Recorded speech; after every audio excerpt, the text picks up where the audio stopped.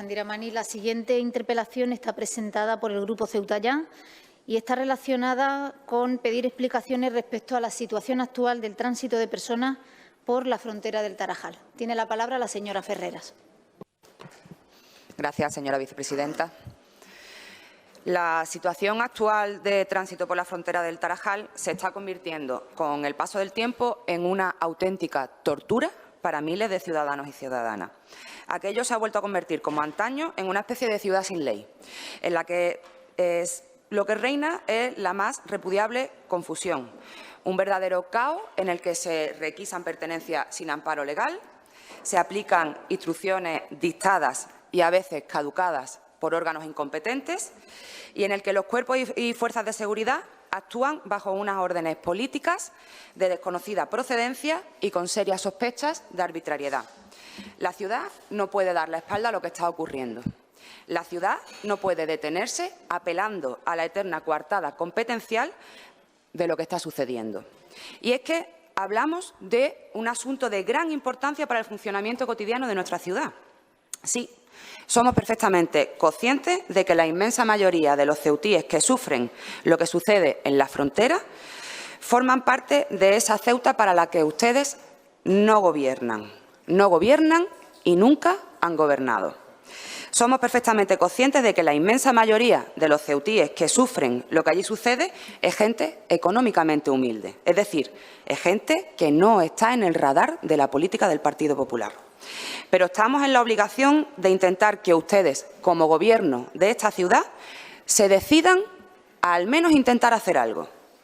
Aunque, de verdad os lo decimos, no tenemos mucha esperanza, porque creemos que también es necesario decir algo. Miren, ustedes decían que suprimiendo la excepción de Schengen se acabaría prácticamente con todo lo que tuviera que ver con la arbitrariedad, el desorden o el descontrol. Pues bien, actualmente no hay excepción de Schengen. Bueno, corrijo, la excepción de Schengen sigue vigente, porque no podemos olvidar que hablamos de un tratado de la Unión Europea que requiere de la participación de los Estados miembros para ser modificado.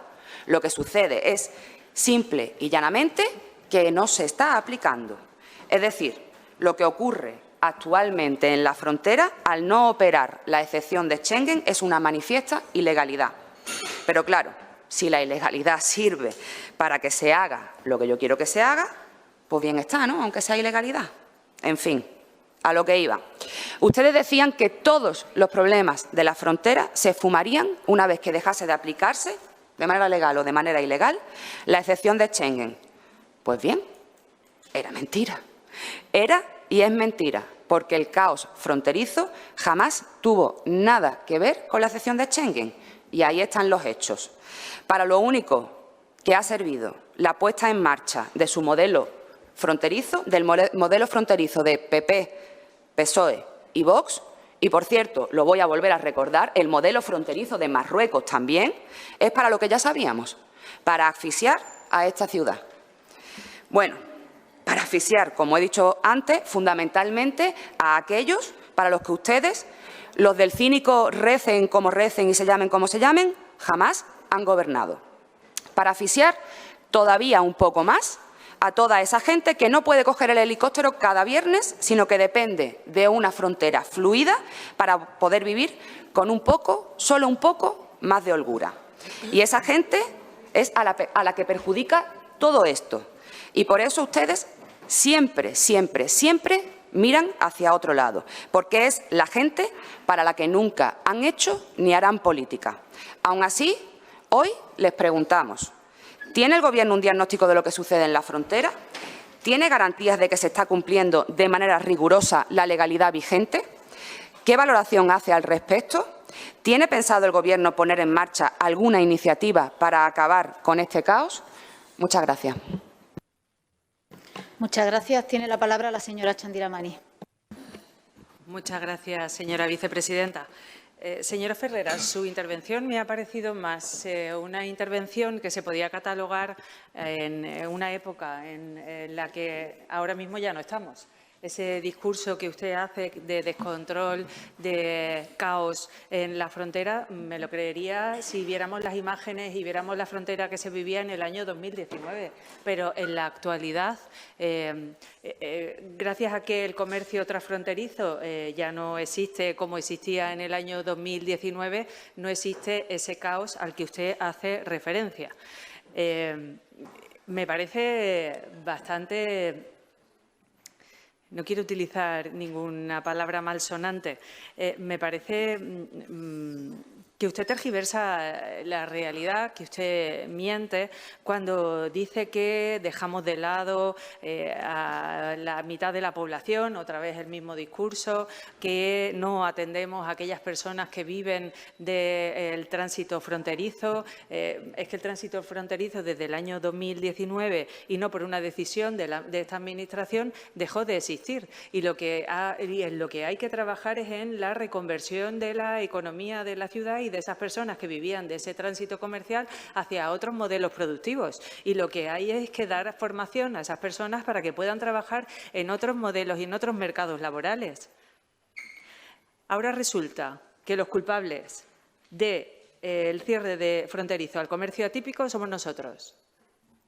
Es que, de verdad, el discurso que ustedes hacen continuamente relativo a la frontera y a la defensa de esta ciudad es terrorífico, es terrible, es cínico, es mentiroso, es tergiversador. Ahora resulta que lo que ustedes están pidiendo es volver al comercio atípico.